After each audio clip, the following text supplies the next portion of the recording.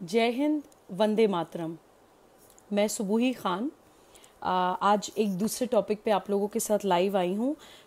कल एक फाउंडेशन ने मुझे एक बहुत ही इंटरेस्टिंग टॉपिक पर बोलने के लिए इनवाइट किया था, जिसका सब्जेक्ट था सशक्त महिला से सशक्त राष्ट्र। मैंने कोशिश करी थी कि वो लाइव वीडियो में अपने फेसबुक परिवार के साथ शेयर करूं, लेकिन किसी टेक्निकल कारणों से वो मैं नहीं कर पाई थी। और जैसा आप लोग जानते हैं कि जब भी मैं किसी टॉपिक पर मनन करती हूँ, सोचती हूँ, तो मैं हमेशा ये कोशिश करती हूँ कि वो मैं अपने फेसबुक परिवार के साथ, अपने जो सोशल मीडिया परिवार है उसके साथ ज़रूर शेयर करूँ। तो आज मैं आपसे उसी टॉपिक पर कुछ वार्ता करने के लिए आई हूँ।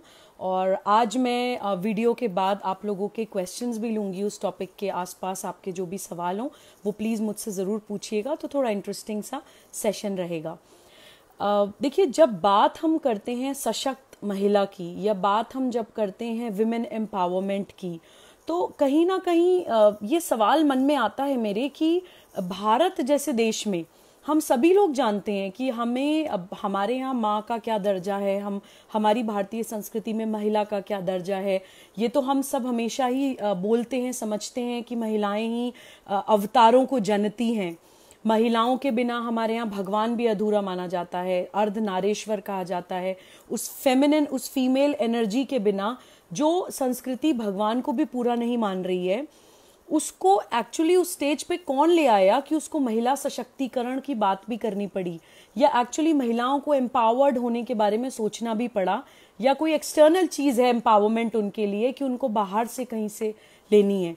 तो इस कॉन्सेप्ट को समझने के लिए हमें ये जानना पड़ेगा कि एक्चुअली में महिलाओं की जो स्थिति वीक होनी स्टार्ट हुई, वो कहाँ से रियल में होनी स्टार्ट हुई, कहाँ से वो प्रोपेगेंडा चला। उसके लिए हमें वामपंथी विचारधारा का बैकग्राउंड थोड़ा सा समझना पड़ेगा। देखिए, वामपंथी जो होते हैं वो उनकी जो मानसिकता होती है, वो कोई भी इंसान जो नेचुरली, जो कोई भी एक जीव पैदा हुआ है, खासतौर से मैं इंसान की बात कर रही हूँ, उनका भगवान से, परमात्मा से, या नेचर से, प्रकृति से, कुदरत से एक बहुत ही प्राकृतिक एक कनेक्शन होता है।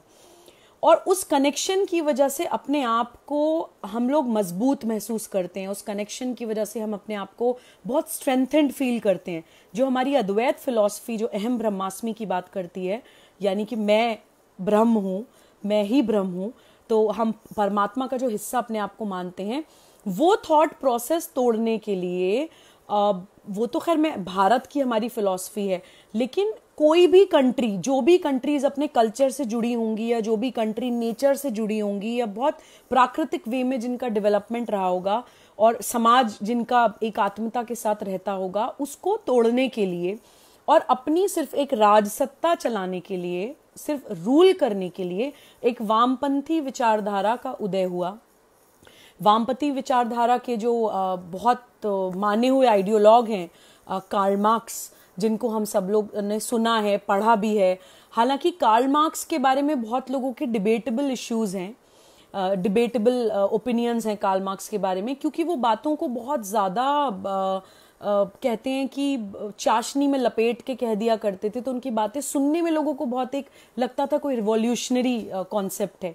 लेकिन मैं नहीं मानती कि कार्ल मार्क्स जैसे समझदार इंसान, जो बड़ी बड़ी थ्योरीज गढ़ रहे हैं और इतने ज़्यादा लोगों को इन्फ्लुएंस कर रहे हैं, वो उन्हें एक्चुअली नहीं पता होगा कि वो किस डायरेक्शन में जा रहे हैं। और इस चीज को डाउट करने के लिए मेरे पास बहुत रीजंस हैं। क्योंकि देखिए, कार्ल मार्क्स ने सबसे पहले इस तरह की एक फिलॉसफी, एक आइडियोलॉजी गढ़ी कि धर्म अफीम है, धर्म से लोगों को दूर करने की कोशिश करी। हालांकि पंथ बोलूंगी मैं, धर्म का मतलब हमारी संस्कृति में कुछ और होता है, धर्म का मतलब कर्तव्य पालन होता है।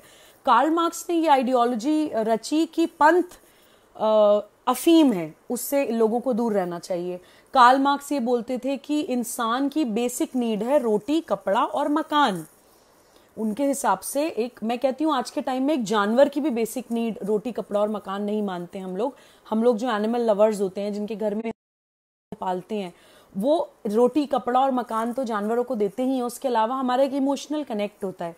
मेरे खुद के पास भी कुत्ते हैं, मैं बहुत बहुत डॉग लवर हूँ, तो हम लोगों का एक इमोशनल एक सोल कनेक्शन होता है एक जानवर के भी साथ। वो एक बेसिक ह्यूमन इंस्टिंक्ट है। खासतौर से भारतीयों में तो प्रकृति केंद्रित इमोशन और जीवों के प्रति इमोशन बहुत ज़्यादा इनहेरेंट इनबिल्ट होता है।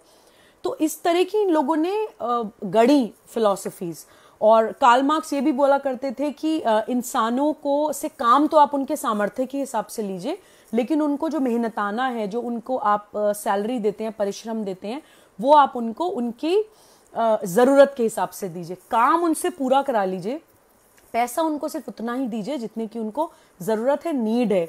तो इंसानों को इस तरह से एक कमोडिटी की तरह समझने वाली ये विचारधारा है वामपंथी विचारधारा।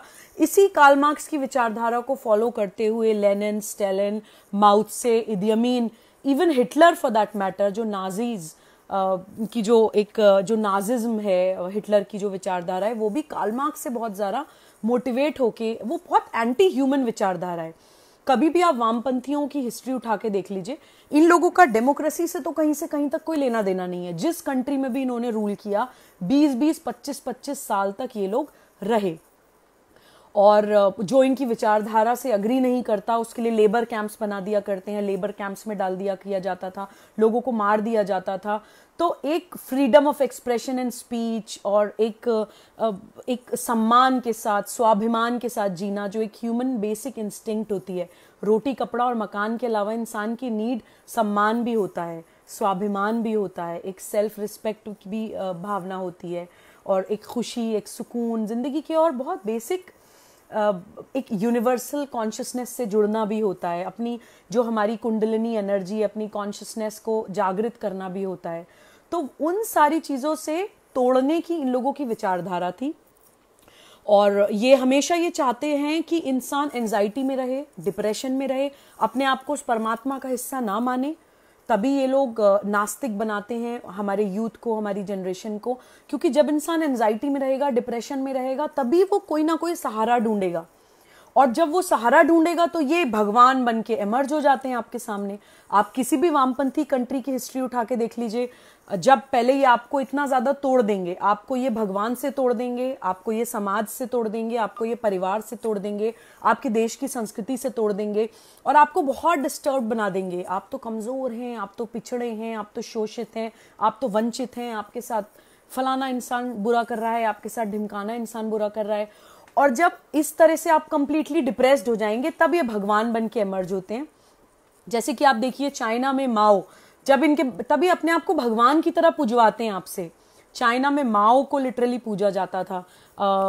नॉर्थ कोरिया में किंग जोंग उन की तस्वीरें लोग घर में लिटरली पूजते हैं, और जो थोड़ी भी उनकी बात नहीं मानता है, उनके साथ क्या होता है नॉर्थ कोरिया में, ये जग जाहिर है। देन क्यूबा में फिडेल कैस्ट्रो, एंड रशिया में लेनिन, स्टालिन, ये लोग भगवान की तरह पूजे गए हैं। तो ये भगवान को रिप्लेस करते हैं आपकी लाइफ में, आप लोगों को गुलाम बनाने के लिए। तभी ये समाज में बंटवारे क्रिएट करते हैं। अब आपको समझ आएगा कि मैं ये वामपंथ से क्यों कनेक्ट करने की कोशिश कर रही थी, क्योंकि मैं जागृत करना चाहती हूं सभी महिलाओं को, सभी पुरुषों को छद्म नारीवाद के लिए, कि जो सूडो फेमिनिज्म है, जो सूडो फेमिनिस्ट्स हैं, उनसे हमें कैसे बचना है। जो सूडो फेमिनिस्ट्स हैं वो कैसे हम लोगों को भटकाते हैं मेन मुद्दे से, कैसे हम लोगों के अंदर विक्टिम कार्ड डाला जाता है। क्योंकि वामपंथी विचारधारा वाले लोगों का काम होता है लोगों को गुटों में बांटना। समाज अगर एकजुट रहेगा, एकात्मता के साथ रहेगा, यूनिटी के साथ रहेगा, आपको ये कभी तोड़ नहीं पाएंगे, उस पर ये कभी अपनी सत्ता चलाने तक भगवान नहीं बन पाएंगे आपके। इसलिए ये हमेशा गुटों में बांटते हैं। ये जो मेजॉरिटी माइनॉरिटी में लोगों को बांटना, या सवर्ण और दलित, शेड्यूल्ड कास्ट, शेड्यूल्ड ट्राइब्स में लोगों को बांटना, या फिर महिला पुरुष में लोगों को बांटना, इंटरनेशनली देखिए ब्लैक एंड व्हाइट में लोगों को बांटना, ये सब वामपंथी विचारधारा है। कहीं भी आपको कोई इंसान है जो आपको समाज से बांटने की, तोड़ने की कोशिश कर रहा है, आपके अंदर विक्टिम कार्ड डालने की कोशिश कर रहा है, तो उससे बहुत ज्यादा सतर्क हो जाइए। और खास तौर से आप ये देखिए कि जो कमजोर आपको बता रहे हैं, और वो कमजोरी आपकी सदियों से चली आ रही है, उनकी राजनीति चल रही है उस चीज पे, आपकी कमजोरी बताने पे, लेकिन आपकी वो कमजोरी खत्म, है, तो उस पर तो और ज्यादा अलर्ट हो जाइए। जैसे ब्लैक लाइव्स मूवमेंट अमेरिका में सदियों से चल रहा है कि black lives matter, black lives matter. जैसे हमारे हिंदुस्तान मुस्लिम्स को माइनॉरिटी स्टेटस देके एक विक्टिम कार्ड की राजनीति करी जाती है, दलित की राजनीति करी जाती है, तुम तो कमजोर हो बता के, और फिर कोई मुस्लिम अपनी पार्टी बना, मुसलमानों की वोट बैंक वाली, कोई दलितों की वोट बैंक वाली अपनी अलग पार्टी बना के बैठ जाएंगे, इमोशनली ब्लैकमेल करते रहेंगे, उनको एंजाइटी में, डिप्रेशन में डालते रहेंगे, ट्रॉमेटाइज करते रहेंगे, अपनी राजनीति चलाते रहेंगे, खुद अमीर पे अमीर करोड़पति होते जाएंगे, लेकिन वो कमजोरी उस तबके की खत्म नहीं होगी। ऐसे ही ब्लैक लाइव्स मूवमेंट अमेरिका में चलता है, जो विक्टिम कार्ड पॉलिटिक्स अमेरिका में चलती है। मैं ये नहीं कहती हूं कि किसी ब्लैक के साथ अमेरिका में बुरा नहीं होता होगा, या मैं ये नहीं कहती हूं कि किसी दलित के साथ या किसी मुसलमान के साथ भारत में बुरा नहीं होता होगा। डेफिनेटली क्राइम, अपराध हर जगह होते हैं, लेकिन उसको भुनाने का जो काम करते हैं जो लोग, जैसे भारत में किसी मुसलमान के साथ अगर कोई अपराध हो जाता है, 135 करोड़ लोगों की पॉपुलेशन में अगर 4 या 5 मुस्लिम्स के साथ कोई क्राइम भी हो जाता है, तो उसको फौरन मॉब लिंचिंग का नाम दे देंगे, फौरन मॉब लिंचिंग हो गई। तो आपको इमोशनली चार्जअप करके जो अपनी राजनीति चलाते हैं, उन्हीं में से एक ये छदम नारीवाद वाले लोगों की राजनीति है। वो कभी नहीं चाहते कि आप अपने रियल पावर से जुड़ें, तभी वो आपको हमेशा, आप देखिए कभी भी सूडो फेमिनिस्ट को पहचानना बहुत मुश्किल नहीं है, वो आपको हमेशा मेल से कंपीट कराने के लिए प्रोत्साहित करेंगी। आप मेल को कंपीट करिए, आपका कंपटीशन है एक पुरुष के साथ, आप उसको, अब वो पिछड़ जाना चाहिए आपसे, आपको पुरुष से आगे निकलना है। इस तरह की खोखली चीजें आपके दिमाग में डालती हैं। एक्चुअली आपका कोई कंपटीशन नहीं है हमारा पुरुष के साथ। महिला और पुरुष, मेल और फीमेल एनर्जी दोनों ही क्रिएशन के लिए इंपॉर्टेंट है, दोनों ही मिलके भगवान बनते हैं, और कोई भी किसी से ना कम है ना ज्यादा है।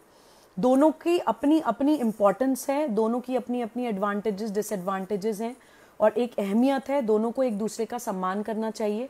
ना ही पुरुष महिला से ज्यादा है, ना ही महिला पुरुष से ज्यादा है। एक दूसरे के पैर पकड़ के खींचना या कंपीट करने से प्रॉब्लम का सोल्यूशन नहीं होने वाला है। यही सूडो फेमिनिस्ट्स आपको ऐसी चीजों से जोड़ने की कोशिश करेंगी। आप XYZ तरह के कपड़े पहन लीजिए, अगर आप मिनी स्कर्ट पहनेंगी या आप जीन्स पहनेंगी या वेस्टर्न आउटफिट्स पहनेंगी, तो ही आप प्रोग्रेसिव एंड मॉडर्न वुमन है। यहां पे मैं ये जरूर क्लियर करना चाहती हूं कि mini skirt, bikini, sari, jeans, trouser, salwar suit, कुछ भी पहनना एक महिला का एक अधिकार है, फ्रीडम ऑफ चॉइस है। आप अपनी मर्जी से कुछ भी पहनिए, लेकिन अपनी स्ट्रेंथ को आप कपड़ों से जोड़ दें, इस चीज से बचिए। आप एक साड़ी पहन के भी आप एक वॉरियर हो सकती हैं। आप एक बिल्कुल इंडियन आउटफिट में, एक साड़ी में, एक शलवार सूट में भी आप एक बहुत ही पावरफुल और बहुत स्ट्रांग वुमन हो सकती हैं। तो आप कुछ भी पहनिए जो आपको पहनने के लिए अच्छा लगता है। और हमारी संस्कृति में तो साज, श्रृंगार और सजना संवरना महिला का एक अधिकार है। आप अच्छे से जो पहनना है पहनिए, लेकिन अपनी ताकत को, जो आपके अंदर एक परमात्मा वाली जो शक्ति है जो आपके अंदर, उसको आप इतनी छोटी चीजों से मत जोड़िए जो ये सूडो फेमिनिस्ट्स आपको जुड़वाने की कोशिश करते हैं।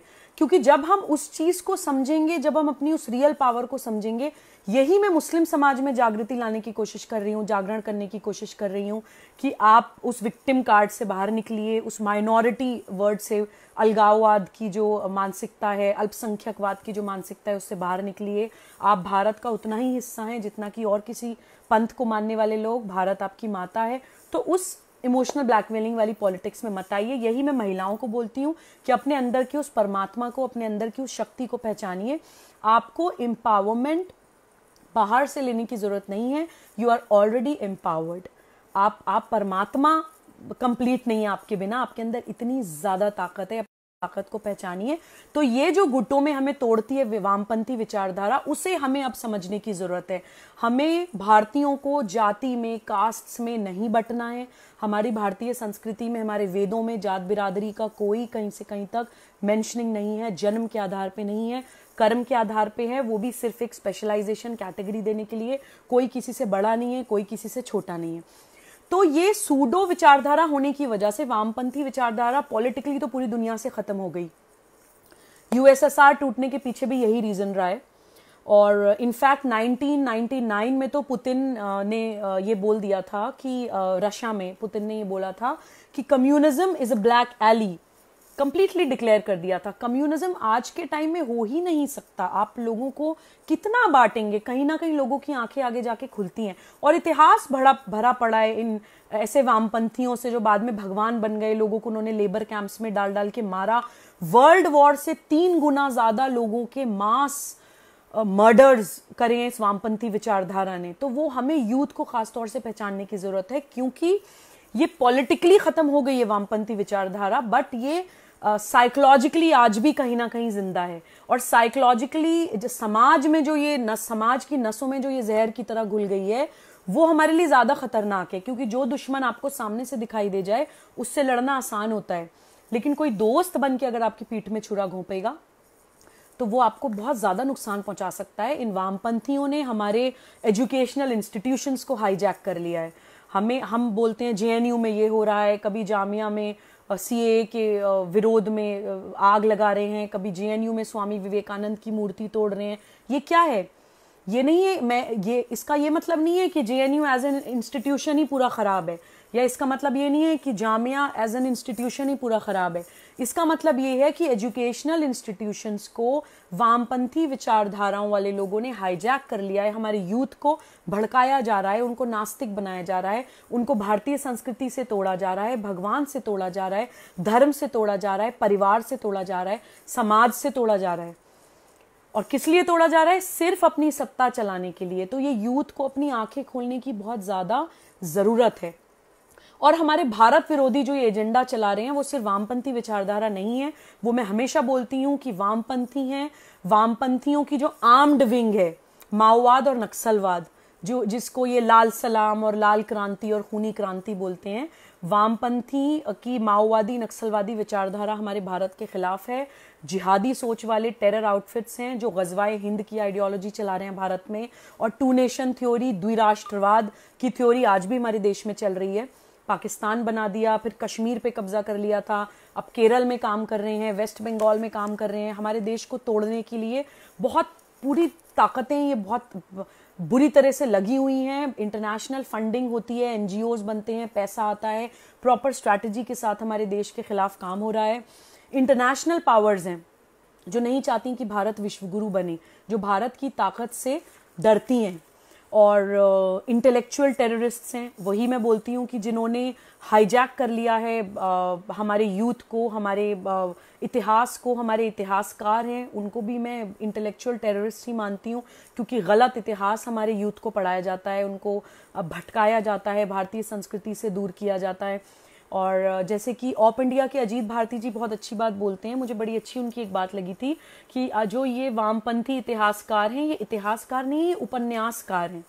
इन्होंने इतिहास की किताबें नहीं लिखी हैं, इन्होंने उपन्यास लिखे हैं। तो हमें ये भी समझने की जरूरत है कि हमें गलत इतिहास पढ़ाया जाता है।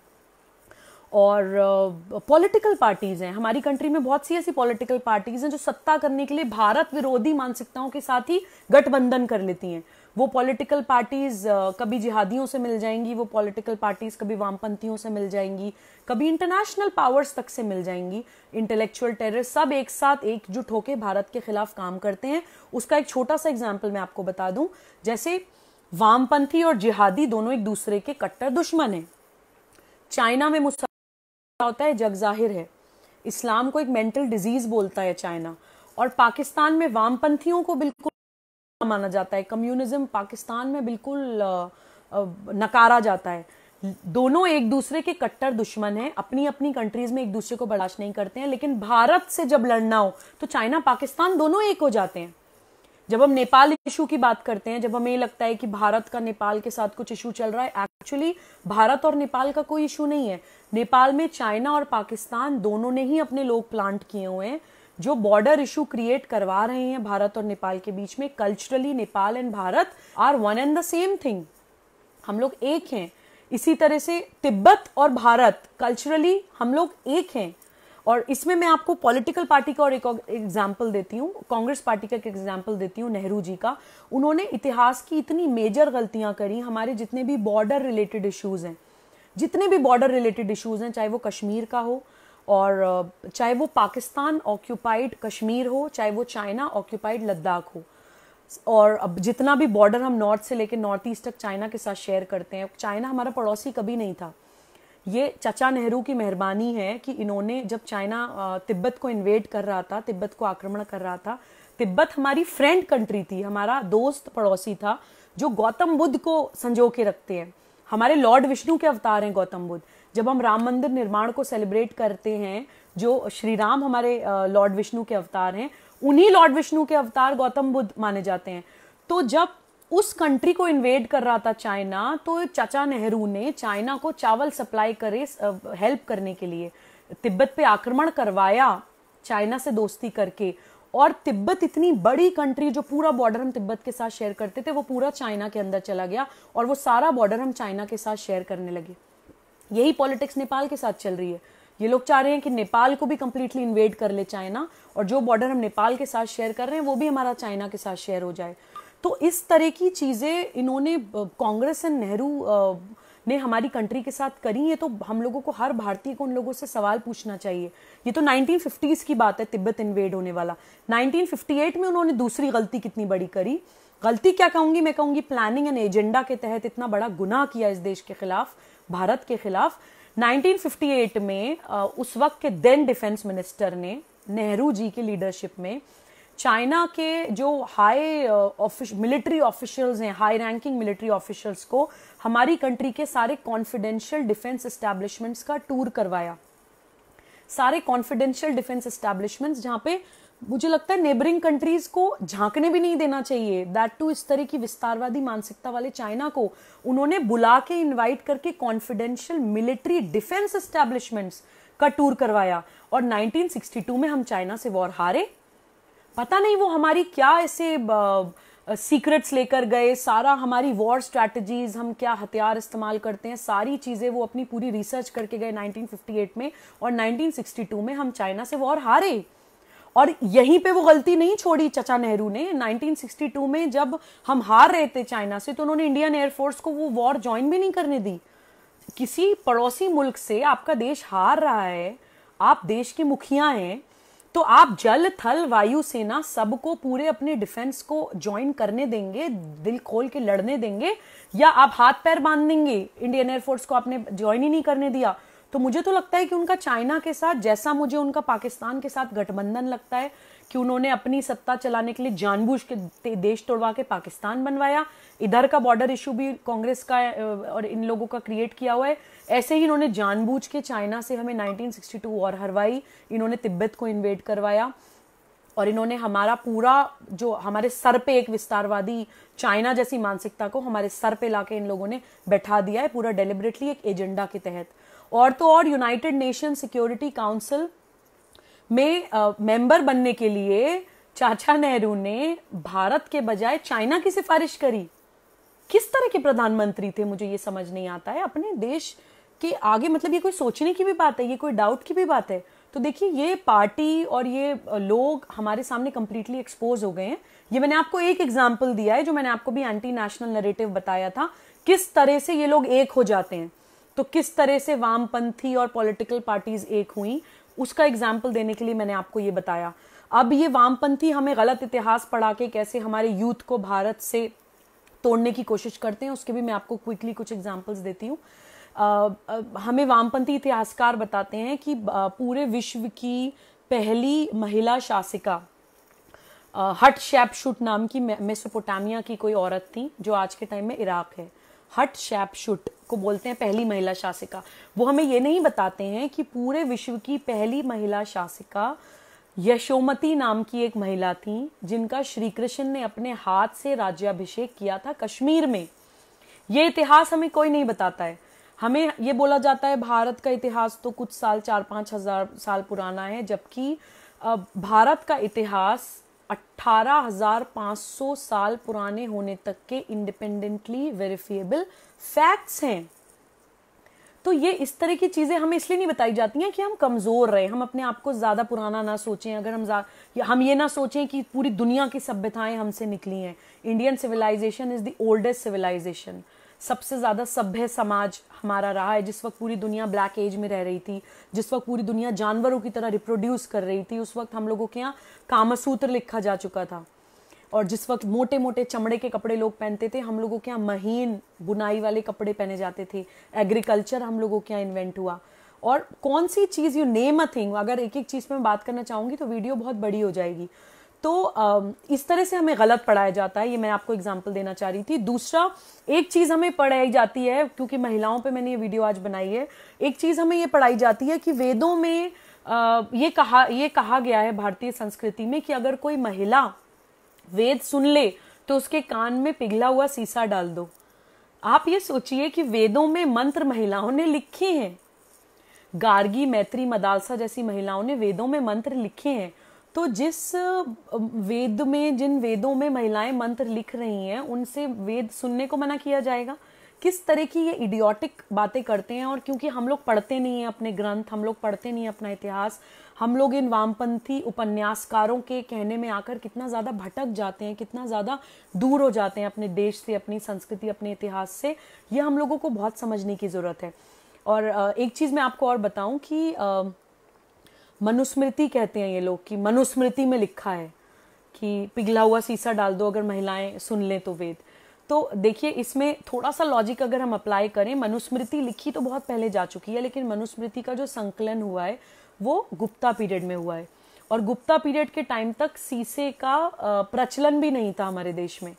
तो आप डेट वाइज भी देखिए कि कितना सीधा सीधा ये लोग एक्सपोज हो जाते हैं। अगर हम थोड़ा सा भी इन लोगों को आंखें खोल के या थोड़ा सा जानकारी के साथ इनके झूठ को एक्सपोज करने की कोशिश करें, और हमारे वेद, हमारे जो ऑथेंटिक वेद हैं, उनको अंग्रेजों के मैक्स म्यूलर ने आके अपने हिसाब से तोड़ मरोड़ के मैनिपुलेट करके ट्रांसलेट भी किया है। तो जो लोग आपको ये बताते हैं कि वेद में तो ये लिखा है, वेद तो दलित विरोधी है, वेद तो महिला विरोधी है, रामायण में तो ये लिखा है, महाभारत में तो ये लिखा है, उनसे आप ये जरूर बोल दीजिएगा कि क्या मैक्स म्यूलर के ट्रांसलेटेड वर्जन पढ़ लिया था क्या? क्योंकि वही है, वो जानबूझ के प्लांट किए गए हमारे देश में। इतनी स्ट्रांग संस्कृति को तोड़ने के लिए कितनी स्ट्रैटेजी, कितने एजेंडा के साथ और कितनी शिद्दत के साथ ये लोग लगे हैं, वो हर फील्ड में हमें देखने को मिलता है। स्त्रियों की स्थिति खराब थी भारत में सोचिए, सम्राट अशोक अपनी पुत्री संघमित्रा को धर्म प्रचार करने के लिए भेजते हैं। ट्रैवलिंग की कोई मनाही नहीं औरत को। राजा हर्षवर्धन की बहन राजश्री कितनी बड़ी साम्राज्ञी थी, हम सब लोग जानते हैं। और ऋषि वात्स्यायन ने कामसूत्र लिखा था, ये भी हम सब लोगों को पता है। वेस्ट में आज के टाइम पे भी सेक्सुअली रेप कल्चर, ये सब ये वेस्ट की देन है। ये सब ये मुगल आक्रांताओं की और जिहादी मानसिकता वाले लोगों की देन है, जो अपने हरम में कई कई महिलाएं लाके डाल देते। हमारी संस्कृति में कभी रेप तो छोड़िए, हमारी संस्कृति में महिला की मर्जी के स्वयंवर हुआ करते थे, महिला की मर्जी के बिना शादी तक नहीं हुआ करती थी हमारी संस्कृति में। पर्दा प्रथा भी तब आई है जब ये मुगल और विदेशी तुर्क आक्रांताओं ने आके यहाँ पे रेप कल्चर स्टार्ट किया, महिलाओं के साथ बलात्कार होने लगे और उन्हें उठा उठा के अपने हरम में डालने लगे। तो उस चीज से बचने के लिए पर्दा प्रथा हमारे देश में स्टार्ट हुई। वरना आप सोचिए, हमारी कोई भी देवी आप उठा के देख लीजिए, किसी भी देवी के मूर्ति पर, किसी देवी के चेहरे पे कभी कोई पर्दा या कोई नकाब है? कितने, मतलब किसी भी तरह के वो ड्रेसेस पहने होती हैं। कुछ कुछ पुराने जमाने की जो ऑथेंटिक खुदाई में मूर्तियां निकलती हैं, वो तो कई बार महिलाएं सिर्फ जेवर पहने होती हैं। और ऋषि वात्स्यायन का मैंने एग्जाम्पल दिया कि सेक्सुअलिटी में भी महिलाओं के रोल को कितना इक्वालिटी के साथ डिस्कस किया गया है उस जमाने में। तो हम लोगों के यहाँ कभी भी इस चीज को बहुत ज्यादा एक अजीब सी नजर से नहीं देखा जाता था। हम लोग इतनी ज्यादा प्रोग्रेसिव विचारधारा वाले लोग हैं। जो भारतीय संस्कृति है, हमारी आइडियोलॉजी ही ऐसी है कि हम लोग हर समय में, इर्रेस्पेक्टिव ऑफ प्लेस टाइम, हम लोग हर समय के लिए एप्ट एक संस्कृति हैं और बहुत फ्लेक्सिबल संस्कृति हैं और बहुत ज़्यादा प्रोग्रेसिव संस्कृति हैं, और जो हर वक्त में, हर समय में, समय की टाइम की नीड के हिसाब से हम लोगों के यहाँ सब कुछ है, एकदम साइंटिफिक, एकदम लॉजिकल, एकदम प्रैक्टिकल, जिससे हम लोगों को तोड़ा जाता है। और अब मैं कुछ आपको अब मैं आपको कुछ, जैसे मुस्लिम महिलाएं, भारत की जो मुसलमान महिलाएं हैं वो बुर्का पहनती हैं, उनके बारे में भी मैं एक चीज़ यहाँ पे कवर करना चाहती हूँ कि देखिए बुर्का एग्जैक्टली कहाँ से आया। जो उस तरह का जो अटायर है, पूरा अबाया पहनना, पूरा ऊपर से सर कवर करना, देखिए नकाब के तो मैं कंप्लीटली खिलाफ हूँ। किसी भी सभ्य समाज में अपनी आइडेंटिटी छुपा के रहना is completely wrong, it's completely illegal. आप पासपोर्ट के लिए फोटो खिंचवाने भी जाते हैं तो आप अपना नकाब उठा के खिंचवाते होंगे, क्योंकि कोई भी कंट्री आपको अलाउ नहीं करेगी कि आप अपनी आइडेंटिटी छुपा के उसके अंदर घुसें। और नकाब करके कितनी ज़्यादा टेरर एक्टिविटीज़, कितनी ज़्यादा क्रिमिनल एक्टिविटीज़ हो जाती हैं। इलेक्शंस में कभी पता चलता है लोग बुर्का पहन के 2-2 बार वोट्स दे आए, कई बार टेररिस्ट पकड़े गए हैं बुर्का पहन के इलीगल एक्टिविटीज़ करते हुए। तो नकाब तो कम्प्लीटली बैन हो जाना चाहिए and I am with the government. अगर सरकार को मैं ये अपील करती हूँ कि अगर वो नकाब बैन करें, मैं अपील करती हूँ कि नकाब बैन करें, तो मैं उनके साथ बिल्कुल कम्प्लीटली हूँ।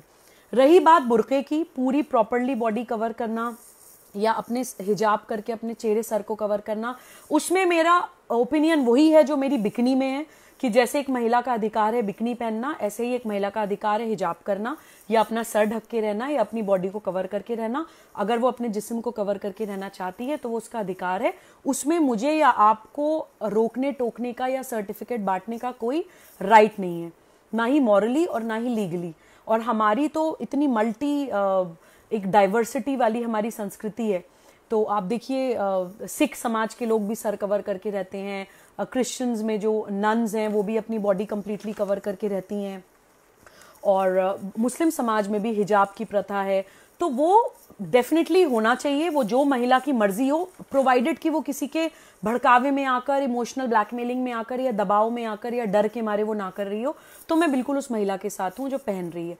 दूसरी बात मैं ये और बताना चाहूंगी कि देखिए ये गल्फ में पहनने का जो कॉन्सेप्ट था, वो गल्फ में पहनने का कॉन्सेप्ट इसलिए था कि वहाँ पे गर्मी बहुत ज़्यादा होती थी। टेम्परेचर जैसे वहाँ पे 42 centigrade temperature is equal to around 108 degree Fahrenheit. 42 degree centigrade is equal to 108 degree Fahrenheit. Fahrenheit में मतलब जिसमें हम अपना बॉडी का टेम्परेचर नापते हैं। तो 108 डिग्री टेम्परेचर में इंसान मर जाता है। इतनी ज़्यादा गर्मी, हीट जो होता है वो बॉडी बर्दाश्त नहीं कर पाती। और यही रीज़न है कि कपड़े पहनने का कॉन्सेप्ट आया कि और वहाँ गल्फ में आप सोचिए कि वहाँ पे तो टेम्परेचर 50 डिग्री तक रहता है। तो कपड़ा इसलिए पहना जाता है कि कपड़ा हीट को रिफ्लेक्ट कर देता है, बॉडी को एब्जॉर्ब नहीं करने देता। तो उस बॉडी के टेम्परेचर को रेगुलेट करने के लिए कपड़ा पहना जाता है। तो वहां पर क्योंकि इतनी गर्मी होती थी, आप वो जो शेख वगैरह हैं आप देखिए खुद सफेद कपड़े पहनते हैं, दे वेयर वाइट क्लोथ्स। तो ये काले बुर्के का कॉन्सेप्ट कहाँ से हमारे देश में आ गया, मुझे ये समझ नहीं आता। जो आपने औरतों को हमारी कंट्री में, हालांकि क्लाइमेटिक कंडीशंस इतनी अच्छी हैं कि जोग्राफिकली ग्लोब में हमारी कंट्री की प्लेसमेंट इतनी अच्छी है कि वेदर के हिसाब से हम लोगों को इतना ज़्यादा अपने आप को कवर करने की ज़रूरत नहीं है। आप वैसे पर्सनली अपने कंफर्ट के लिए करना चाहें वो अलग बात है, आपको आदत है या आपकी परंपरा है, मान्यता है, वो अलग बात है। लेकिन प्रैक्टिकली, लॉजिकली, रैशनली हम लोगों को अपने आप को इतना ज़्यादा कवर करने की ज़रूरत नहीं है। और काले बुर्के का कॉन्सेप्ट आप सोचिए, वाइट कपड़ा तो हीट को रिफ्लेक्ट कर देता है, खुद तो वो शेख सफ़ेद कपड़ा पहनते हैं, हीट पड़ती है बॉडी में, सफ़ेद से लग के रिफ्लेक्ट हो जाती है। काला रंग तो हीट को एब्जॉर्ब करता है। तो आप महिलाओं को गर्मी में, इतनी सड़ी गर्मी में, सब जगह आपने उनको काले बुर्के में लपेट के रख दिया। It's plainly inhuman. ये तो सीधा सीधा ह्यूमन राइट वायलेशन मैं मानती हूँ। ये महिलाओं को भी सोचने की जरूरत है कि पहली बात तो हम सिर्फ किसी के कहने पे क्यों करें, अगर अपनी मर्जी से नहीं कर रही हैं तो उनको मैं बोलना चाह रही हूँ किसी के कहने पे क्यों करें। कुरान शरीफ में अगर आपको लगता है कि बुर्का इस्लाम का कोई पार्ट है तो वो भी मैं क्लियर कर दूं, कुरान शरीफ में बुर्का नाम का जिक्र ही कहीं नहीं है, कहीं नहीं है, किसी भी वर्ष में नहीं है। कुरान शरीफ में जब औरतों की ड्रेसिंग की बात करी गई है तो ये बोला गया है कवर योर बॉसम्स यानी कि चेस्ट, या जो आपके प्राइवेट पार्ट्स हैं, आपके जो शर्मगाह हैं वो ढकी होनी चाहिए। तो शर्मगाह ढकी तो होना तो नॉर्मली कोई भी औरत की एक कॉमन सेंस होती है। मैं भी आपके सामने बैठी हूँ तो I am covering my bosom, I am not wearing any hijab, I am not wearing any burqa. तो मैं जो महिलाएं सिर्फ इमोशनल ब्लैकमेल होके करती हैं उनके लिए बोल रही हूँ कि इस्लाम के हिसाब से भी बुर्का पहनना इज नॉट मैंडेटरी। ये सिर्फ इन लोगों ने आपको, क्योंकि ये कमोडिटी की तरह समझते हैं, आपको सिर्फ ये इस तरह से समझते हैं कि आप कोई चीज़ हैं जिसको ये ओन करते हैं, तो इसलिए इन्होंने इस तरह की एक सिस्टम बना दिया है।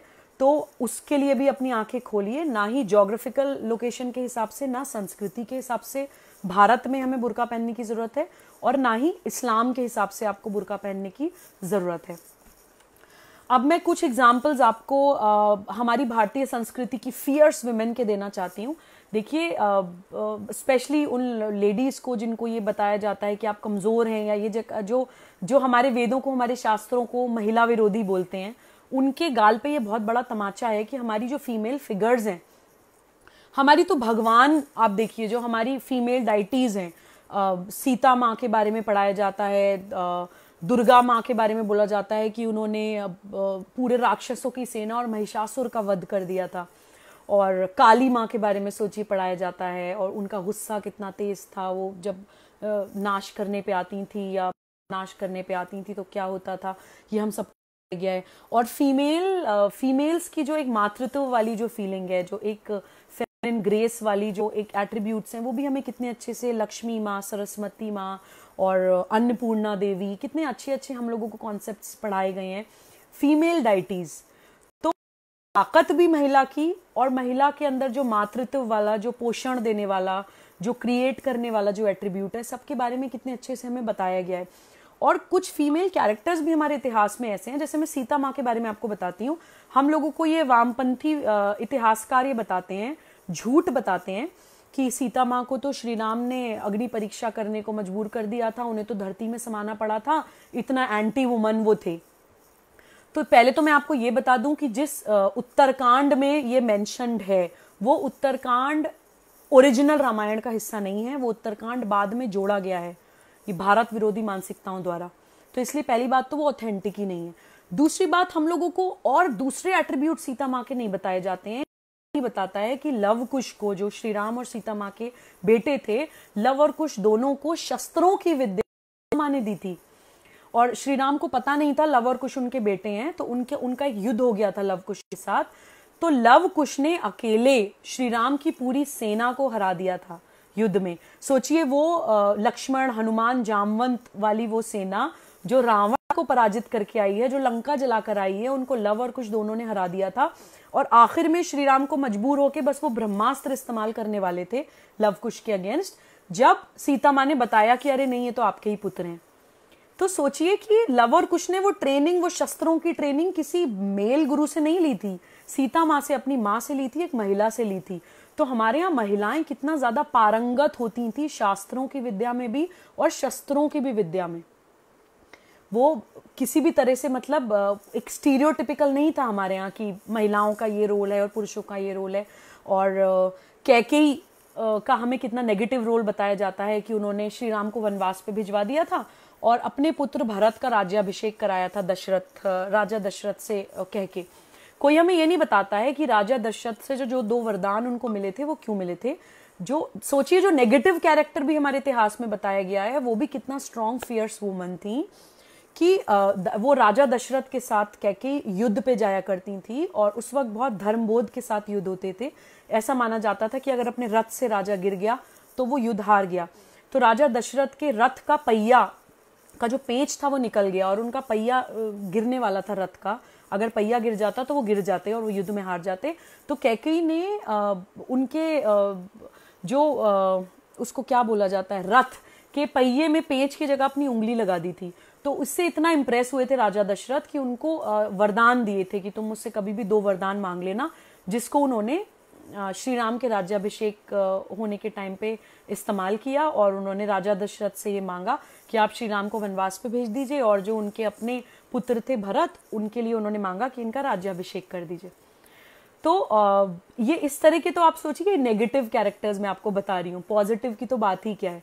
और रानी लक्ष्मीबाई को कौन नहीं जानता, को अकेले एकमात्र महिला अपने बच्चे को पीठ पे टांग के, साड़ी पहन के, घोड़े पे सवार होकर अंग्रेजों को धूल चटाने वाली, इन कर्नल हीरोज ने रानी लक्ष्मीबाई को मारा था। उनके अपने लफ्ज सुनिए क्या थे, उन्होंने कहा था she was the only mail among the revolutionaries, यानी कि सारे क्रांतिकारियों में एकमात्र मर्द लगी मुझे वो। ये वर्ड्स कर्नल हीरोज के थे। तो सोचिए कि जिन्होंने उनको मारा, कितनी ज्यादा ना को चने चबवाए उन्होंने कर्नल हीरोज को। जो उनको ये बात कहनी पड़ी रानी लक्ष्मीबाई के लिए। तो हम लोग उस संस्कृति के हैं। और कुछ पुरुषों को भी जिनको हम बहुत ज़्यादा मानते हैं, उनके एक पुरुष के एक बहुत अच्छी पर्सनालिटी बनने में भी एक महिला का जो रोल होता है उसको भी हम नहीं नकार सकते हैं।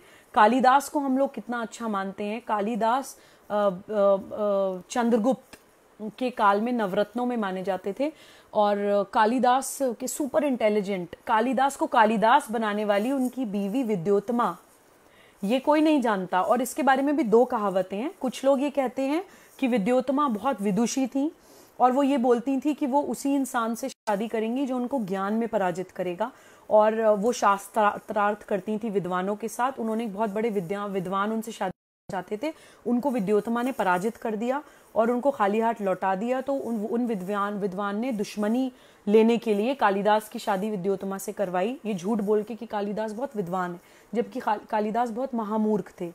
और शादी के बाद जब विद्योत्तमा को पता चला तो उन्होंने कालिदास को नेगेटिव और पॉजिटिव दोनों तरह से मोटिवेट किया उनको कि तुम क्या अपनी जिंदगी के साथ कर रहे हो, और इस तरह से नेगेटिव और पॉजिटिव दोनों उनको पढ़ाया, उनको हर तरह से मोटिवेट करके उन्होंने कालिदास को कालिदास बनाया।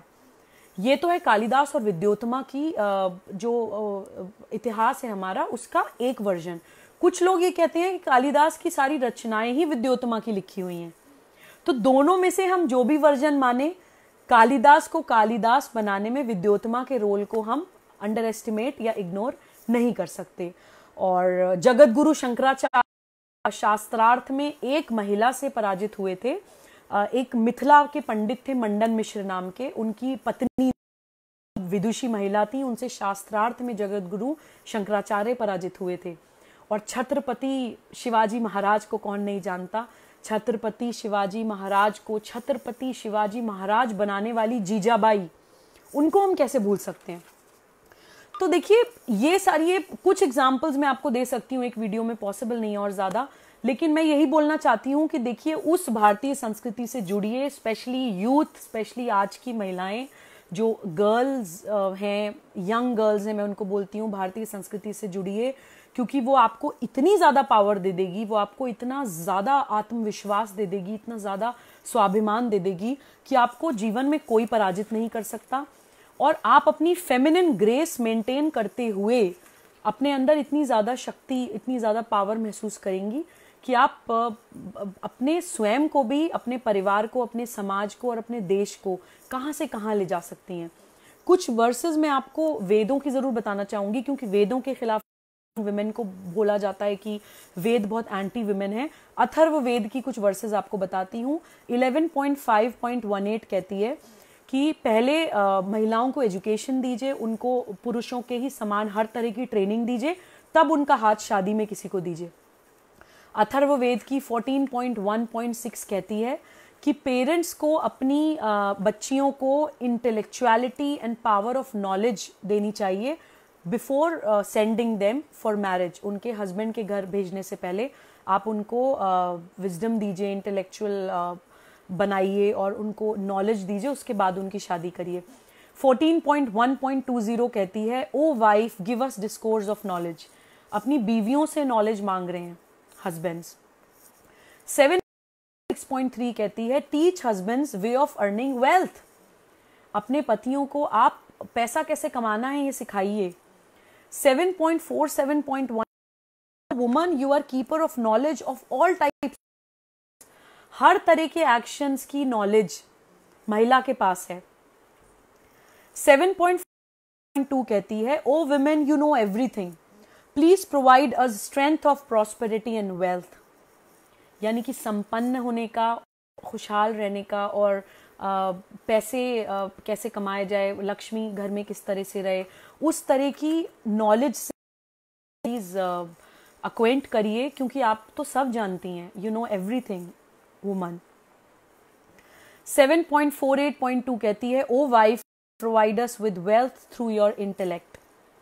14.1.64 कहती है, यूटिलाइज योर वैदिक इंटेलेक्ट। वैदिक सोचिए, और ये लोग हमें पढ़ाते हैं कि वेद सुनने को भी मना किया गया महिलाओं को। 2.36.5 कहती है, O bride take your husband beyond troubles into the realms of success. यानी कि वाइफ से कहा जा रहा है कि अपने हस्बैंड्स को आप ट्रबल से, परेशानियों से निकालिए और कामयाबियों की ऊंचाई तक लेकर जाइए। ये एक बीवी को कहा जा रहा है। विद्योत्तमा का एग्जाम्पल मैंने आपको भी दिया ही है। 1.14.3 कहती है, O groom, this bride will protect your entire family. यानी ये तुम्हारी बीवी तुम्हारे पूरे परिवार को सुरक्षित रखेगी, उसको प्रोटेक्ट करेगी। ये एक ग्रूम से। 2.36.3 कहती है, may this bride be the queen of house. तो आप खुद सोचिए कि इस तरह की संस्कृति का हम हिस्सा हैं। खास तौर से मैं महिलाओं से ये बोलना चाहती हूँ कि हम लोग ऐसी संस्कृति को बिलोंग करते हैं कि हमें फक्र महसूस होना चाहिए कि महिला, ऊपर से हम भारत में पैदा हुई। There is nothing which can stop us. हमें वापस अपनी उस पावर, अपनी उस स्ट्रेंथ तक जाना। बाहर से सूडो फेमिनिस्ट और सूडो इंटेलेक्चुअल से विमेन एम्पावरमेंट, सूडो एम्पावरमेंट लेने की जरूरत नहीं है। हम एक्चुअली एम्पावर्ड हैं। हमें अपनी उस एम्पावरमेंट को, अपनी उस पावर को, अपनी उस ताकत को पहचानना है। आज मैं इस वीडियो में इतना ही कवर करना चाह रही थी। शायद वीडियो थोड़ी ज़्यादा लंबी हो गई है। क्विकली 5 और 6 क्वेश्चंस, क्योंकि काफ़ी रात हो गई है। तो अगर कुछ क्वेश्चंस किसी के हैं तो मुझसे क्विकली आप लोग पूछ सकते हैं। थैंक यू लोगों, बहुत अच्छे कमेंट्स हैं। Thank you so much for your lovely comments.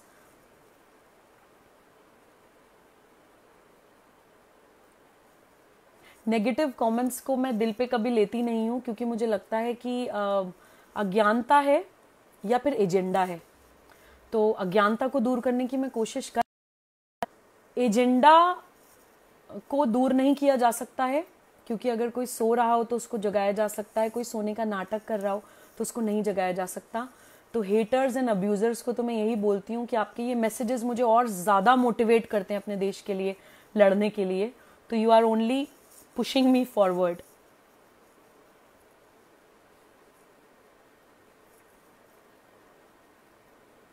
Thank you so much. Thank you Rohit ji, thank you Mishthi ji. सब लोगों का एक एक करके नाम लेके एक्नॉलेज करना पॉसिबल नहीं होगा, लेकिन आप सब जानते हैं कि आप लोगों के मैसेजेस मेरे लिए कितना मायने रखते हैं।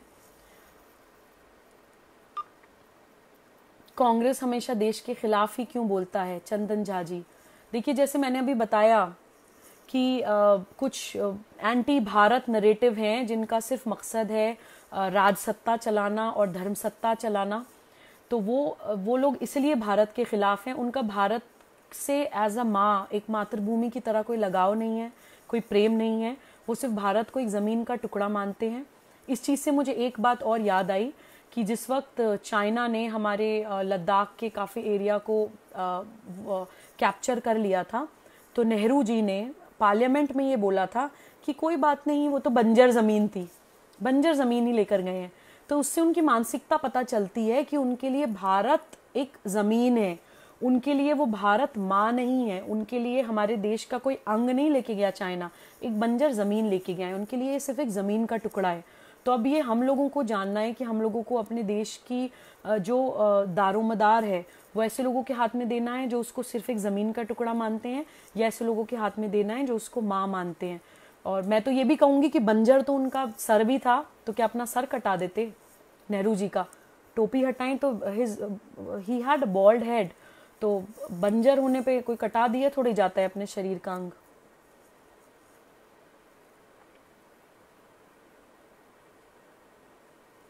फीमेल एम्पावरमेंट और सूडो फेमिनिस्ट के लिए कोई ग्राउंड लेवल पर कुछ चलाएं। जी, बहुत अच्छा आइडिया है सारंग नोडियाल जी। इस पर मैं बहुत ज़्यादा काम कर रही हूँ, क्योंकि हमें सूडो सेक्युलरिज्म, सूडो फेमिनिज्म, ये जितनी भी सूडो चीज़ें हैं, इन सबसे बाहर निकलना है, रियल चीज़ों से जुड़ना है। और डेफिनेटली इस पे काम हो रहा है, बहुत अच्छा समाज में जागरण हो रहा है और बहुत सारे लोग काम कर रहे हैं। आप लोग भी अपने अपने लेवल पे जो भी हो सकता है, हम लोग भी अपने लेवल पे जो भी हो सकता है कर रहे हैं। डेफिनेटली होना चाहिए। हमारे नरेश जी कहते हैं हमारे इरादे अच्छे हैं पर नॉलेज नहीं है। So how would we gain the knowledge to stand in today's society? Naresh ji, सबसे पहले तो मैं नमन करती हूँ आपकी इस मॉडेस्टी को, क्योंकि बहुत कम लोग होते हैं जो ये मानते हैं कि मैं अज्ञानी हूँ, मैं कुछ नहीं जानता या मैं कुछ नहीं जानती। ये एक बहुत अच्छी अप्रोच है। मैं भी यही मान के चलती हूँ कि मैं कुछ नहीं जानती। जिस दिन हमें ये लग गया कि हम ज्ञानी हैं, मैं सब कुछ आता है, ज्ञान को जीवन में सिर्फ एक ही चीज़ ख़त्म कर सकती है, अहंकार। तो हम ये एक स्टूडेंट वाली एक अप्रोच हमेशा होनी चाहिए। और आपके सवाल पे मैं ये बोलती हूँ कि अच्छी अच्छी किताबें पढ़िए, और मैं कहती हूँ आत्मकथाएं ज़रूर पढ़िए, क्योंकि और ऐसे महापुरुषों की आत्मकथाएं पढ़िए। हमारे जो नेशनल हीरोज़ हैं जिन्होंने अपना जीवन समर्पित कर दिया इस देश के लिए, उन लोगों की आत्मकथाएं पढ़िए। आत्मकथा से हमें इतना कुछ सीखने को मिलता है कि ये सोचिए कि जो उन्होंने अपने जीवन में 70, 80, 90 सालों में जो उन्होंने सीखा है, वो आपको 200, 300 पन्नों की एक किताब में आपको वो पूरी जिंदगी का एक निचोड़ मिल रहा है। तो वो एक ऐसी अनमोल धरोहर है जो बहुत ज़्यादा संजो के रखनी चाहिए। तो read books, lots of books. और मैं पर्सनली ऑटोबायोग्राफीज़ बहुत ज़्यादा पसंद करती हूँ, तो वो पढ़िए, अच्छे अच्छे लोगों की वीडियोस देखिए, तो सब कुछ क्लियर होता चला जाएगा। करतार सिंह जी, इतना ज्ञान कहाँ से लाती हो सुबुई जी? बहुत बहुत धन्यवाद करतार जी, नमन है आपको। जैसे मैंने अभी कहा कि मैं नहीं मानती कि मेरे पास ज्ञान है, मैं सिर्फ एक स्टूडेंट हूँ, बहुत कुछ सीखती हूँ। और किसी एक इंसान का नाम लेना, मुझे लगता है कि अगर मैं किसी 1, 2 या 3 लोगों का नाम लूँगी, तो जो दूसरे लोगों ने मेरे पर्सनालिटी डेवलपमेंट में, या मेरी जो एक भूख है, जो मैं एक सीकर हूँ जानने की, जो एक उत्सुकता है मेरे अंदर, जो जितने भी लोगों का उसमें रोल रहा है, उन लोगों के साथ मैं अन्याय करूँगी अगर मैं कुछ लोगों का नाम लूँ तो। लेकिन मैं यही बोलूँगी कि हर चीज़ से, हर जगह से, कहीं से भी, किताबों से, गानों से, कुछ फिल्मों से, कुछ लोगों से, कुछ हीरोज़ से, कुछ गुरुओं से, कुछ बच्चों से, प्रकृति से, किसी भी, कुछ जानवरों से, किसी भी चीज़ से कुछ भी सीखने को मिल सकता है। और छोटे छोटे छोटे छोटे ज्ञान को बस अर्जित करते रहिए और उसको बांटते रहिए, क्योंकि बांटने से ज्ञान हमेशा बढ़ता है, बांटने से ज्ञान कभी कम नहीं होता। कैलाश गरिया जी, कंगना जी के लिए कुछ वर्ड्स। ओके जी, देखिए कंगना जी के लिए मैं यही बोलना चाहूँगी कि आपकी और हमारी तरह, मेरी तरह, आपकी तरह, बाकी सब लोगों की तरह वो एक इंसान है। मैं एज अ वुमन उनके करेज को बहुत ज़्यादा मानती हूँ कि उनके अंदर सच बोलने की वो ताकत है। एक सच्चाई के साथ वो अपनी गलतियां भी मानती हैं। ऐसा बहुत सारी मैं देख रही हूँ कि उनके खिलाफ कुछ वीडियोस सर्कुलेट हो रही हैं, उनके पास्ट में जो गलतियां हुई हैं या उसको लेके उनको बदनाम करने की कोशिश की जा रही है। तो उसके बारे में मैं यही बोलती हूँ कि देखिए, गलतियां सब इंसानों से होती हैं। हर सेंट का, संत का भी कोई ना कोई पास्ट होता है, और इंसान अपनी गलतियों से सीख कर ही एक आगे बढ़ता है, ज्ञानी बनता है। एक उसका जो कुंडलिनी जागरण होता है। हम लोगों को सर्टिफिकेट नहीं बांटना चाहिए। कंगना जी डेफिनेटली उनके अंदर राष्ट्रवाद की भावना बहुत ज़्यादा है। वो डेफिनेटली बहुत अच्छा काम समाज में एक जागरण का कर रही हैं। ड्रग माफिया के खिलाफ जो उन्होंने मुहिम चलाई है, महाराष्ट्र में शिवसेना की बदमाशी के खिलाफ जो वो इतना मुखर और प्रखर होके बोल रही हैं, उस चीज़ को मैं बहुत सम्मान करती हूँ। और यही विश करती हूँ कि वो और ज़्यादा ऊपर वाला उनको धर्म बोध और शौर्य बोध से काम करने के लिए ब्लेस करे। And I really like that woman. Positive, negative, whatever, I completely accept her as a person, और मुझे वो महिला पसंद है।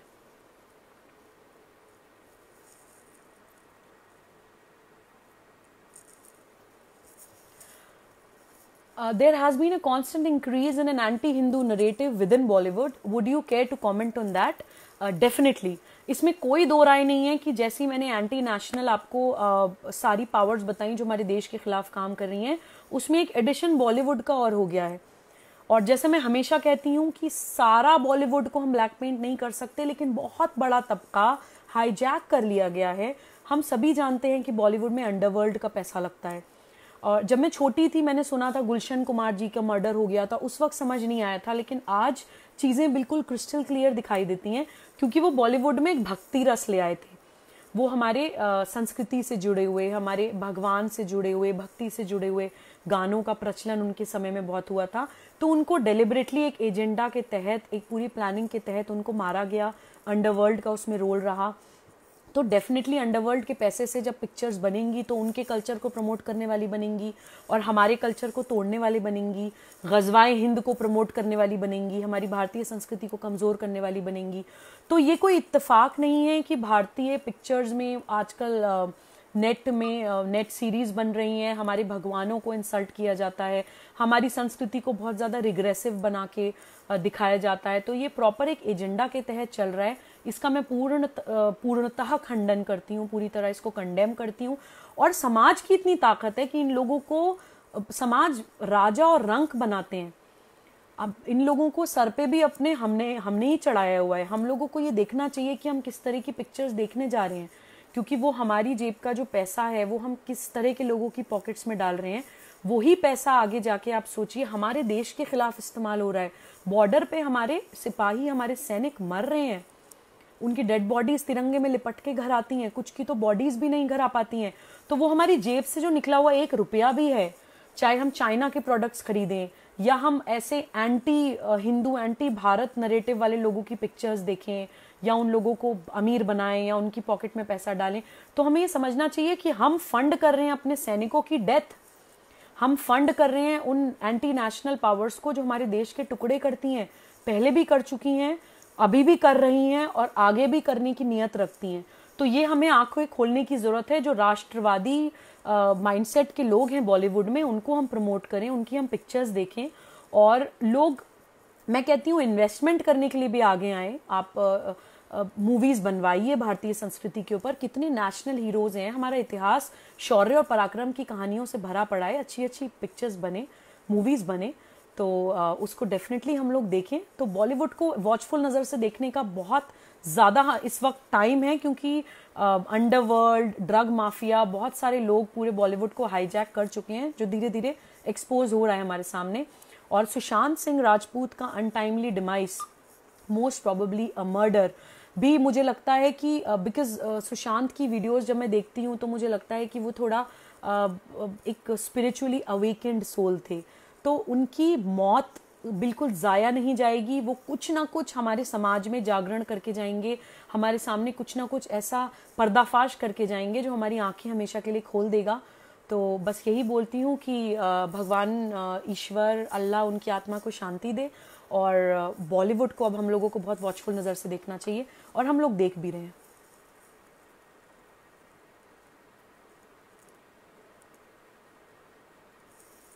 रोहित जी, सुबुही जी, एक बात बताइए, जब बीजेपी सब कुछ सही कर रही है लेकिन देश में बेरोजगारी के लिए क्या कदम उठा रही है मैम?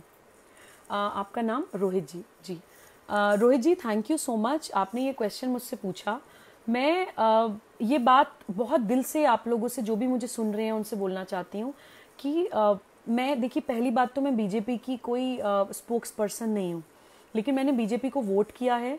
मैं बीजेपी की विचारधारा को बिल्कुल सेकंड करती हूँ और पूरे दिल के साथ और अपनी पूरी रिसोर्सेज, अपने तन मन धन के साथ उनको सपोर्ट करने के लिए लगी हुई हूँ, समाज में जागरण करने के लिए लगी हुई हूँ। क्योंकि डेफिनेटली ये डेमोक्रेसी है, एक जिसमें एक कहते हैं कि सोशो पॉलिटिकल दोनों ही चीज़ें समाज को, भारत को आतंकवाद के क्लच से निकालने के लिए, उसके विकास के लिए, डेवलपमेंट के लिए, इंटरनेशनली जो हम लोग बुरी तरह से बहुत जगहों में हम लोग फंसे हुए, उससे निकालने के लिए समाज और सत्ता और राजसत्ता दोनों का रोल है। तो इसलिए मैं समाज के तौर पे भी काम करती रहूंगी और मैं बीजेपी को भी कम्प्लीटली सपोर्ट करूंगी। आपकी मैं सवाल का जवाब देते हुए बोलती हूँ कि देखिए, मैं ये नहीं कहती कि बीजेपी में बुरे लोग नहीं हैं, कुछ लोग डेफिनेटली गलत भी होंगे, कुछ चीज़ें शायद वो सही भी नहीं कर पा रहे होंगे, लेकिन मैं आपसे ये सवाल पूछती हूँ कि अगर आपको जख्म और रोग में किसी एक चीज़ को चुनना हो तो आप किसको चुनेंगे? आपका घुटना अगर छिल जाए, हल्का सा खून निकल जाए और आपकी बॉडी में, खुदा ना खास्ता, भगवान ना करे, ईश्वर ना करे, कोई बोले कि कैंसर हो जाए, लाइफ थ्रेटनिंग डिजीज, तो आप किसको चुनेंगे? आप उस जख्म को चुनेंगे जो पता है कि एक ऑइंटमेंट लगा के सूख जाना है, कोई बड़ी चीज़ नहीं है, छोटा सा जख्म है, या आप उस रोग को चुनेंगे जो आपको पता है कि आपके शरीर के एक अंग को खा जाएगा और आपका वो अंग आपके शरीर से आपको कटवाना पड़ेगा? डेफिनेटली कोई भी इंसान जख्म को चुनेगा, रोग को कोई नहीं चुनेगा। तो मैं यही कहना चाहती हूँ कि कुछ चीज़ें जो कंट्री में हमें दिख रही हैं कि बीजेपी गवर्नमेंट में कुछ जो चीज़ें सही नहीं हो पा रही हैं, उसको हमें ये समझना चाहिए कि देखिए, राजसत्ता समाज चलाने का सिर्फ एक पार्ट होता है। हम हर वक्त सरकार पे उंगली उठाते रहें, सारी चीज़ें सरकार करती रहे, हम लोग अपने एंड पे समाज सत्ता के लेवल पे कुछ ना करें। जैसे मैं आपको इकोनॉमी का एक एग्जांपल देती हूँ कि ये लोग, हम जिस टाइम नोटबंदी हुई थी उस वक्त इन लोगों ने बोला कि इकोनॉमी गिर गई, इकोनॉमी गिर गई, ऑटोमोबाइल इंडस्ट्री बर्बाद हो गई, आपने देश को बर्बाद कर दिया। देखिए, एक ब्लैक इकोनॉमी, एक पूरी पैरेलल इकोनॉमी चल रही थी। उस पैरेलल इकोनॉमी में जब उसको कर्ब किया गया, जब नोटबंदी करी गई, तो लोगों के पास जो ब्लैक मनी, जो अनअकाउंटेड पैसा था, वो पैसा जो बहुत ज़्यादा टेरर फंडिंग में भी जाता था, वो पैसा जो पॉलिटिक्स में, पॉलिटिकल इलेक्शंस में लोगों को दिया जाता था, वोट्स इन्फ्लुएंस करे जाते थे और गलत टेरर एक्टिविटीज़ के लिए वो पैसा दिया जाता है। बॉलीवुड में हमारे भारत विरोधी मूवीज़ में लगाने के लिए वो पैसा लगता है। तो वो जो unaccounted money, and that too tax नहीं देते थे उसके ऊपर लोग, वो ब्लैक मनी थी, वो कंप्लीट पैरेलल इकोनॉमी खत्म हुई। आप ये देखिए, ऑटोमोबाइल इंडस्ट्री पे क्यों फर्क पड़ा, गाड़ियों की परचेज में फर्क पड़ा, स्कूटी की परचेज पे फर्क नहीं पड़ा, क्योंकि ऑटोमोबाइल जो 4 व्हीलर इंडस्ट्री है वो लग्जरी गुड्स में आता है, और जिन लोगों के पास ब्लैक अनअकाउंटेड मनी होती थी वो ही ज्यादा ज्यादा गाड़ियां लिया करते थे, 5-5, 10-10, 20-20 गाड़ियां लोग ले लिया करते थे। तो डेफिनेटली जब परचेज कम हुई, मनी सर्कुलेशन रुका मार्केट में, मनी सर्कुलेशन कम हुआ मार्केट में, तो डेफिनेटली थोड़े टाइम के लिए इकोनॉमी पे फर्क पड़ना लाजमी था। थोड़े टाइम के लिए तो इकोनॉमी अफेक्ट होगी ही। जब आप कहीं की गंदगी साफ करेंगे तो थोड़ा गंद फैलता है, और वही जैसे मैं कहती हूँ, हर सूडो चीज के खिलाफ हमें बोलना चाहिए। वो एक सूडो इकोनॉमी थी, पैरेलल इकोनॉमी, जो अमेरिका में चल रही थी, जो अमेरिका में 2008 या उसके आसपास जो रिसेशन हुआ है, जो पूरा मार्केट नीचे गिरा है अमेरिका का, उसके पीछे रीजन ही यही है कि ब्लैक इकोनॉमी चल रही थी।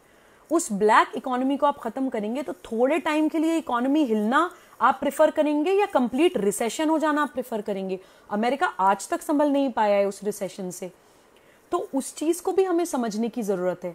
और समाज में जब हम बात करते हैं कि नौकरियां नहीं है, डेफिनेटली गवर्नमेंट का काम है जॉब्स देना।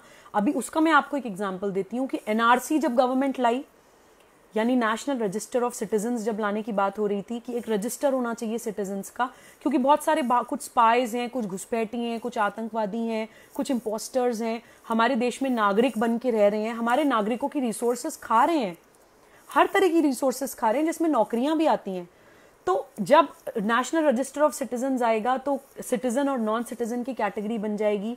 तो जो रोटी एक भारत के नागरिक के लिए, वो भारत के नागरिक को ही मिलेगी, तो भारत के नागरिक का पेट भरेगा। तो उस वक्त ये सारी ताकतें एनआरसी के खिलाफ कूद गई। तो देखिए, प्रेजेंट गवर्नमेंट डेफिनेटली बेरोजगारी, अर्थव्यवस्था और सारी चीजों को सोचते हुए अपने जो भी पॉलिसीज ला रही हैं, जो भी कानून में बदलाव ला रही हैं, जो भी समाज में जागरूकता ला रही हैं, डेफिनेटली उनकी हर चीज के पीछे एक बहुत वेल थॉट एक अम्ब्रेला सॉल्यूशन होता है हर प्रॉब्लम के पीछे। बेरोजगारी की प्रॉब्लम डेफिनेटली सुलट जाएगी अगर हमारे देश में एनआरसी लागू हो जाता है आगे फ्यूचर में। बेरोजगारी की प्रॉब्लम तब भी सुलट जाएगी अगर हमारे देश में जनसंख्या नियंत्रण के लिए कानून आ जाता है। तो देखिए, डेफिनेटली हर चीज पे काम हो रहा है, थोड़ा समय दीजिए। 70 सालों तक घून ने इस देश को चाटा है, खाया है, खोखला किया है, और चारों तरफ से इतना ज्यादा एंटी भारत ताकतों ने देश को फंसा दिया है, तो उसको निकलने में थोड़ा समय लगेगा।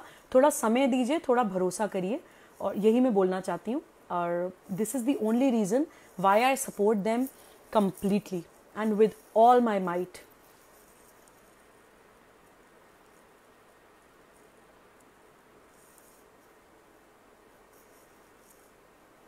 आप जैसी बेटी भगवान हर किसी को दे, बस यही कामना करती हूँ। रत्नेश्वर कुमार ठाकुर जी, बहुत बहुत धन्यवाद। This really means a lot to me.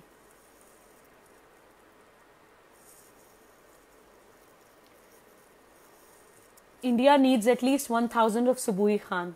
Thank you so much Ashirwad ji, thank you so much. आप लोगों का ये प्यार, ये भरोसा और ये मोटिवेशन मुझे निडरता के साथ और पूरे एक जज्बे के साथ लड़ने के लिए रोज़ मोटिवेट करता है। बहुत बहुत धन्यवाद, थैंक यू सो मच।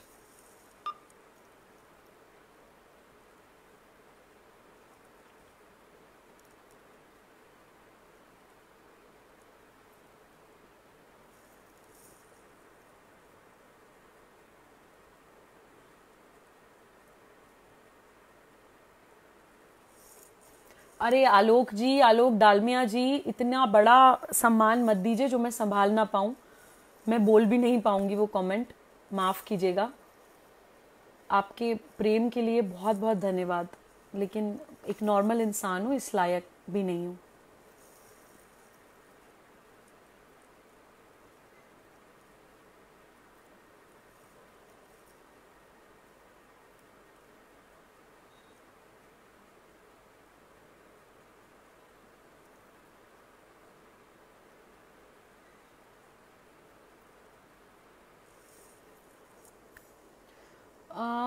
अमर हरिहरन जी, आपने शायद लेट ज्वाइन किया है। बॉलीवुड की एंटी हिंदू नरेटिव पे मैं बोल चुकी हूँ। आप ये वीडियो दोबारा सुनेंगे तो आपको इसका जवाब मिल जाएगा। Varun ji, Subuhi ji, when will we get rid of this nonsense history reading of Akbar Babar? Very good question Varun ji, very soon, very soon, क्योंकि देखिए समाज में जागरण हो रहा है और हम लोग अपने लेवल पे बहुत कोशिश कर रहे हैं। एक संगठन से मैं जुड़ी हुई हूँ, एटर्नल हिंदू फाउंडेशन। उसमें एक इतिहास प्रकल्प में वेदवीर आर्य जी हैं, और भी काफ़ी लोग हैं उस इतिहास प्रकल्प में। हम सभी लोग काम करते हैं, मैं भी करती हूँ। उसमें वेदवीर आर्य जी ने बहुत अच्छी किताबें लिखी हैं। It is actually a research work, chronology of India, from Manu to Mahabharat, from Mahabharat to medieval era and modern Christian era। उसमें पूरे भारत की जो क्रोनोलॉजी, जो डेट्स हमें गलत पढ़ाई गई हैं, उसके ऊपर जो well research proper authentic dates हैं, और हम लोग ये कोशिश कर रहे हैं कि हम उसको गवर्नमेंट को अप्रोच करें कि भाई अब this is the right time, कि अब इतिहास बदलने का वक्त आ गया है, सही इतिहास लोगों को पढ़ाने का समय आ गया है। और बच्चों को जो टेक्स्ट बुक में गलत पढ़ाया जाता है और मुग़ल आक्रांताओं को ग्लोरीफाई करके बताया जाता है, हमारी जो रिवॉल्यूशनरीज़ हैं, हमारे क्रांतिकारियों को आतंकवादी पढ़ाया जाता है, उन सब चीज़ों को बदलने का वक्त आ गया है। हमारा भारत कितना प्राचीन है, कितना सभ्य समाज है, कितना स्ट्रॉन्ग समाज है, वो सही हिस्ट्री अब टेक्स्ट बुक्स में होनी चाहिए। सिलेबस एनसीईआरटी का भी बदलना चाहिए, उस तरफ हम लोग काम कर रहे हैं। तो ये जो बुक है, this is a research work. ये नॉर्मल बुक की तरह लेमैन के समझ में आई एम नॉट श्योर आएगी या नहीं, लेकिन जो लोग भी थोड़ा इतिहास समझते हैं वो इसको अमेजोन पे ख़रीद सकते हैं। Chronology of India by Vedveer आर्य जी। तो इसको पढ़िए, इसको मैसेज वर्ड ऑफ माउथ से स्प्रेड करिए। बाकी इसको पॉलिसी में चेंज कराने के लिए हम लोग कोशिश कर रहे हैं, और let's see, and very soon it is going to be done.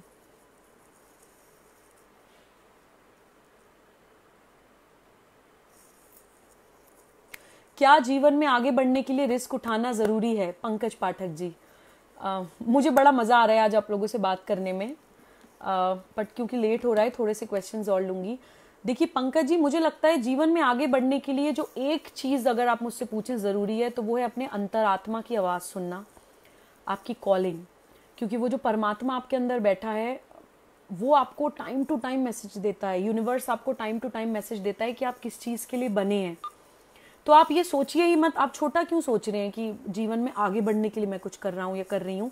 आप बस ये सोचिए कि जो बिगर पर्पस है, जो परमात्मा ने आपके लिए जो पर्पस सोचा है, चाहे उसने आपके लिए, उसने आपको कुछ भी, जिस भी काम के लिए चुना है, अगर आप उस अपने पर्पस को, अपनी कॉलिंग को फॉलो करेंगे, तो आप उस चीज़ में ही इतना बड़ा कुछ रेवोल्यूशनरी कर देंगे कि आगे आने वाले वक्त के लिए आप अपना नाम लिखवा जाएंगे।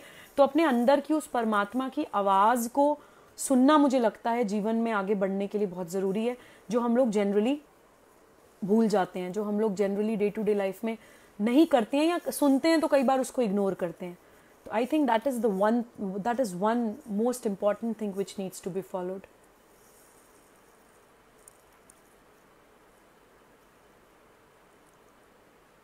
Thank you so much Shivbadan Singh ji, thank you for your lovely comment and motivation.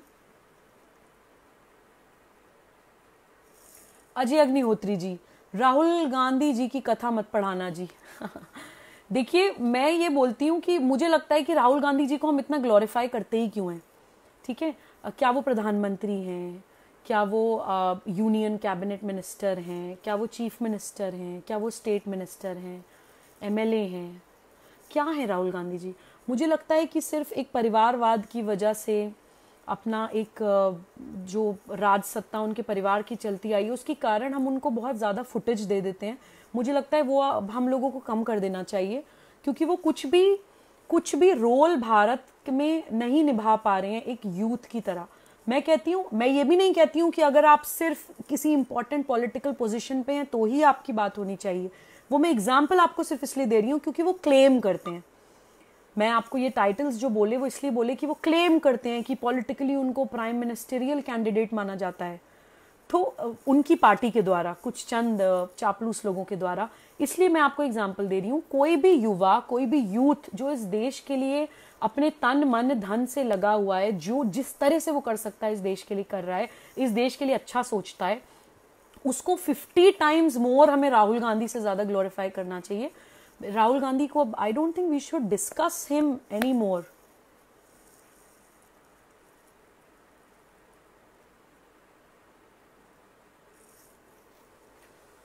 Naga Shiva Venkata Satya Narayana ji, thank you so much, बहुत बहुत धन्यवाद।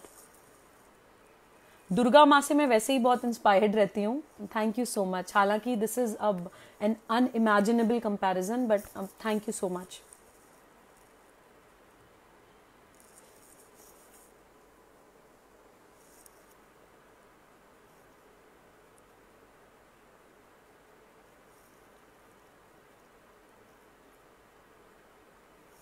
ओके, क्वेश्चंस अभी और काफ़ी आ रहे हैं, बट 12 बजे से ऊपर हो गया है, तो आज के लिए आई थिंक इतना ही। और एक चीज़ मैं अपनी, मुझे लगता है कि मैं कन्फेस करूँगी, मैं बिकॉज मल्टी टास्किंग है, मेरे बहुत सारे रोल्स हैं। एक 2-3 साल के बच्चे की माँ हूँ, और प्रैक्टिसिंग लॉयर हूँ, और सोशल एक्टिविस्ट हूँ, किताब भी लिख रही हूँ आप लोगों के लिए, और तो बहुत सारी चीज़ें हैं जिसमें मेरी थोड़ी व्यस्तता रहती है। मेरा भाई है, छोटा भाई, he is a special child, तो थोड़ा सा व्यस्तता के कारण पिछले कुछ टाइम बहुत ज़्यादा रेगुलर आप लोगों के साथ नहीं रह पाई। लेकिन मुझे लगा, I realized, I wanted to confess it, कि मुझे लगता है कि मुझे I think at least once a week आपके साथ लाइव आना चाहिए, क्योंकि बहुत अच्छा मुझे लगा ये कॉन्वर्सेशन। और पहले जब मैं लाइव वीडियोस किया करती थी तो क्वेश्चन एंड आंसर सेशन नहीं होता था। आगे से आई थिंक लाइव वीडियोस के बाद ये इंटरेक्शन रखेंगे, और इससे एक बहुत अच्छा एक कनेक्शन बना रहता है। बहुत अच्छा मुझे लगा। सब लोग अपना ध्यान रखें, शुभ रात्रि, और दोबारा दूसरे किसी टॉपिक पे लाइव वीडियो में मिलेंगे। टेक केयर, गुड नाइट, जय हिंद, वंदे मातरम।